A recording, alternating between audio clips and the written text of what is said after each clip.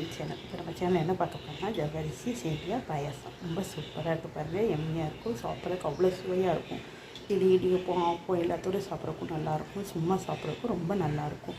இதே மாதிரி நீங்களும் செய்து பாருங்கள், உங்களுக்கு பிடிக்கும்னு நினைக்கிறேன். பிடிச்சிருந்தா எங்கள் சேனலில் சப்ஸ்கிரைப் பண்ணுங்கள், லைக் பண்ணுங்கள், மறந்துடாமல் பெல் ஐக்கனுக்கு ஆளுங்கிற பட்டனை கிளிக் பண்ணுங்கள். சப்ஸ்கிரைப் பண்ணால் நிறைய பேர் பார்த்துட்ருக்கேன். எங்கள் சேனலில் சப்ஸ்கிரைப் பண்ணுங்கள், மறந்துடாமல் பெல் ஐக்கனை அமுக்குங்க. நீங்கள் பண்ணுற ஒவ்வொரு பெரிய பெரிய லைக்லேயும் தான் எங்கள் வீடியோஸ் வேறாகும். மறந்துடாமல் லைக் பண்ணுங்கள், அப்போ தான் எங்களுக்கு ஒரு மோட்டிவேஷனாக இருக்கும். மறந்துடாமல் லைக் பண்ணுங்கள், ஷேர் பண்ணுங்கள். வாங்க வீடியோக்குள்ளே போகலாம். எப்படி செய்யணும் பார்க்கலாம். ரொம்ப சுவையாக இருக்கும், சூப்பராக இருக்கும். வாங்க வீடியோக்குள்ளே போகலாம். இப்போ பாருங்கள், இதில் ஒரு 50 ஜவ்வரிசி எடுத்து வச்சுருக்கேன். இப்போ இந்த கஞ்சி காய்ச்சலுக்காக சேமியா ஜவ்வரிசி கஞ்சி காய்ச்சல 50 கிராம் ஜவ்வரிசி, சின்ன ஜவ்வரிசி எடுத்து வச்சுருக்கேன். இப்போ இதை கலந்துட்டு பார்க்கலாம். வேக வைக்கிறதுக்காக ஸ்டவ்வில் ஒரு பாத்திரம் வச்சு அதில் தண்ணி சேர்த்துருக்கேன். தண்ணி கொதிக்க போகுது. இப்போ ஜவ்வரிசியை சேர்த்துக்கலாம். இப்போ பாருங்கள், இதை நல்லா கலந்துட்டு வந்துட்டு இப்போ இதை தண்ணியில் சேர்த்துக்கலாம். இப்போ இந்த தண்ணி கொதிக்க போகுது. இந்த தண்ணியில் இப்போ இந்த ஜவ்வரிசியை சேர்த்தாச்சு. இப்போ இது நல்லா வேகணும், நல்லா வேகட்டும் பார்க்கலாம். இங்கே பாருங்கள், இதில் பெரிய தேங்காயில் ஒரு மூடி எடுத்து திரிய வச்சுருக்கேன். இதை மிக்சியில் சேர்த்துக்கலாம், இதை மிக்சி சாரில் சேர்த்துக்கலாம். நான் இன்றைக்கி தேங்காய் பால் ஊற்றி தான் இந்த சேமியா ஜவ்வரிசி பாயாசம் செய்ய போகிறேன். இந்த அரைமுடி தேங்காயும் இதில் சேர்த்துக்கிடுவோம். பால் புழிஞ்சு கெட்டியாக பால் புழிஞ்சு கடைசியில் சேர்த்துக்கலாம். இப்போ அரைச்சிட்டு பார்க்கலாம். இப்போ பாருங்கள், நல்லா கொதிச்சு வெந்துக்கிட்டு இருக்குது. இதில் இந்த மேலே வர எக்ஸ்ட்ராஸ் எல்லாம் எடுத்துக்குவோம். அதெல்லாம் நமக்கு தேவையில்லை. அதெல்லாம் எடுத்து போட்டு நம்ம செய்யணும். நல்லா கலந்து அலசி சுத்தம் பண்ணி போட்டுக்கலாம். இருந்தாலும் மேலே வர்ற எக்ஸ்ட்ராஸ்லாம் தேவையில்லாமல் அதெல்லாம் எடுத்துக்கலாம். இப்போ எடுத்தாச்சு. இப்போ இது நல்லா அது வேகட்டும். ஜவ்வரிசி நல்லா வேகணும். வேக வெட்டி பார்க்கலாம். இப்போ பாருங்கள், ஜவ்வரிசி நல்லா வெந்துருச்சு. இப்போ இதில் சேமியாவை சேர்த்துக்கலாம். இது ஒரு 100 கிராம் வச்சுருக்கேன். இதையும் சேர்த்துக்கலாம். 100 கிராம் சேமியா போதும். இதுலேயே ரொம்ப கண்டென்ஸ் நிறையா இருக்கும். இப்போ இது சேர்ந்து நல்லா வேகட்டும்.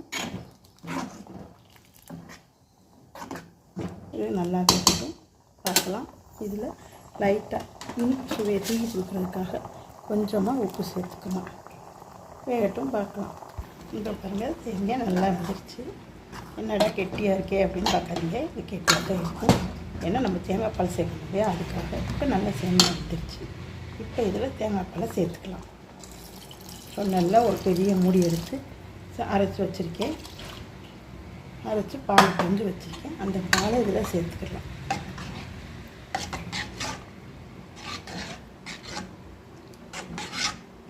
இப்போ பாருங்கள், நல்லா கலக்கி வச்சு இப்போ இதில் தேவையான அளவு நம்ம சுகர் சேர்த்துக்கணும். இப்போ இதில் ஒரு 200 கிராம் ஜீனி சேர்த்துக்கேன். ஒரு 200 கிராம் சேர்த்தா போதும். நார்மலாக எல்லோரும் சாப்பிட்ற அளவுக்கு சுவை இருக்கும். அதே நேரத்தில் ரொம்ப இருக்காது, நம்ம சாப்பிட்ற அளவு தான் இருக்கும். உங்களுக்கு கூட சுவை வேணும்னா கூட கொஞ்சம் சேர்த்துக்கலாம். நான் ஒரு 100 கிராம் சேர்த்துருக்கேன். நீங்கள் அதுக்கு மேலேயும் சேர்த்துக்கலாம். ஏன்னா உங்களுக்கு பிடிச்சிருந்துச்சுன்னா கூட சேர்த்துக்கலாம். இப்போ லைட்டாக அது முறைக்குட்டி வரட்டும்.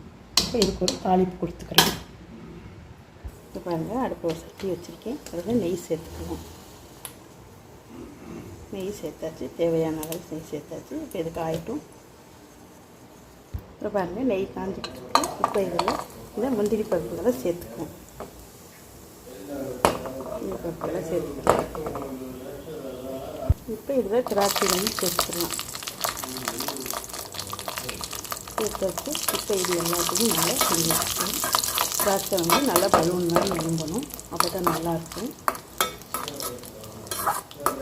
ரெண்டுமே நல்லா வறுபடணும், அப்போ தான் ரொம்ப சூப்பராக இருக்கும்.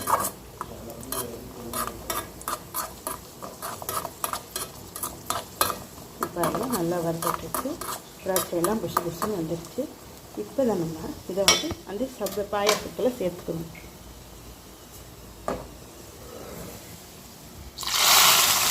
சேர்த்தாச்சு.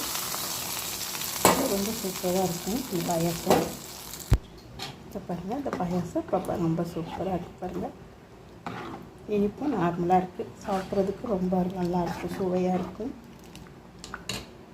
இப்போ அவ்வளோதான். இப்போ ஒரு பவுலில் மாற்றிக்கலாம். இப்போ பாருங்கள், இந்த ஜவ்வரிசி சேமியா சூப்பராக சுவையாக ரெடி ஆகிடுச்சு, ஜம்முன்னு ரெடி ஆகிடுச்சு. நீங்கள் இதே மாதிரி நீங்களும் செய்து பாருங்கள், உங்களுக்கு ரொம்ப பிடிக்கும். இது தேங்காய் பால் ஊற்றி செய்கிற ஜவ்வரிசி சேமியா பாயாசம். இதே பசும்பால் ஊற்றியும் செய்யலாம், பாக்கெட் பால் ஊற்றியும் செய்யலாம். இப்போ நான் தேங்காய் பால் ஊற்றி செஞ்சுருக்கேன், மறுபடியும் பசும்பால் ஊற்றி செஞ்சு உங்களை காமிக்கிறேன். ரொம்ப சுவையாக இருக்கும், சூப்பராக இருக்கும், பார்க்குறதுக்கு இனிமையாக இருக்கும், சாப்பிட்றதுக்கும் ரொம்ப நல்லாயிருக்கும். இதே மாதிரி நீங்களும் செய்து பாருங்கள். பிடிச்சிருந்தா எங்கள் சேனலை சப்ஸ்கிரைப் பண்ணுங்கள், லைக் பண்ணுங்கள், மறந்துடாமல் பெல் ஐக்கனை வந்து ஆளுங்கிற பட்டனையும் கிளிக் பண்ணுங்கள். அப்படி நாங்கள் போடுற வீடியோ உங்களுக்கு நோட்டிஃபிகேஷன் மறந்துடாமல் எங்கள் சேனலை சப்ஸ்கிரைப் பண்ணுங்கள். ப்ளீஸ் சப்ஸ்கிரைப் பண்ணுங்கள். அப்படி அடுத்த வீடியோவில் பார்க்கலாம். பாய்.